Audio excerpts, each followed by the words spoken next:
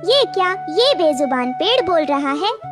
मैं कोई साधारण पेड़ नहीं हूँ, बल्कि एक जादुई आम का पेड़ हूँ। तुम्हारी माँ ने मेरे बचपन से लेकर बड़े होने तक मुझे प्यार से सींचा है। हर दिन वो मेरे लिए खाना लेकर आती थी। हमेशा उन्होंने मुझे अपने बेटे की तरह प्यार किया था, लेकिन मेरी खातिर मेरी आंखों के सामने उनकी मौत हो गई और मैं कुछ नहीं कर पाया। लेकिन आज जब कालू सेठ ने तुम लोगों पर अत्याचार किया और तुम्हें घर से बेघर कर दिया, तो मैं खुद को रोक नहीं पाया। मैं तुम लोगों की मदद करना चाहता हूँ। बताओ, मैं तुम लोगों के लिए क्या करूँ?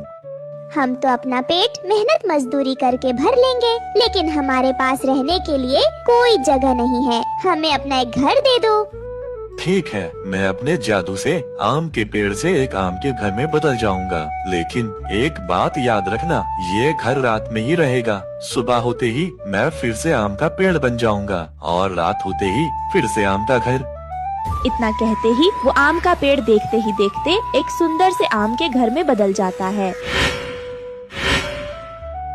इसके बाद पांचों बहनें उस आम के घर के अंदर जाती हैं और आराम से रात गुजारती हैं। फिर सुबह होते ही फिर से वह आम का घर एक आम के पेड़ में बदल जाता है। एक रात, बहुत भूख लगी है, कुछ खाने को दो ना।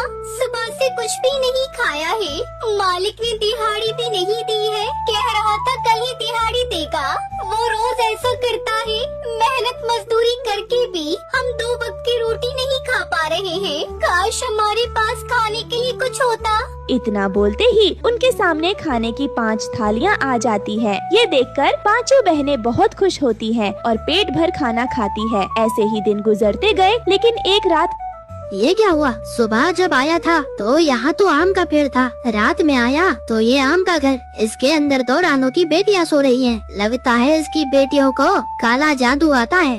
कालू सेठ अपने गुंडों के साथ पांचों बहनों के आम के घर में घुस जाता है। तो तुम लोगों को जादू करना भी आता है? तुम्हारी हिम्मत कैसे हुई मेरी इस जमीन पर आम का घर बनाकर रहने की? कालू सेठ के इतना बोलते ही अचानक उन गुंडों के ऊपर आम की गुठली की बौछार होने लग जाती है। लगातार आम की गुठली उन पर पड़ते रहते हैं, जिससे वो सभी घायल हो जाते हैं और कालू सेठ अपने गुंडों के साथ वहाँ से भाग जाता है। जो जैसा करता है वैसा भरता है। हमारी माँ के अच्छे कर्मों की वजह से हमें ये जादुई आम का घर मिला और आज जादुई आम के घर की वजह से हम लोग बच गए।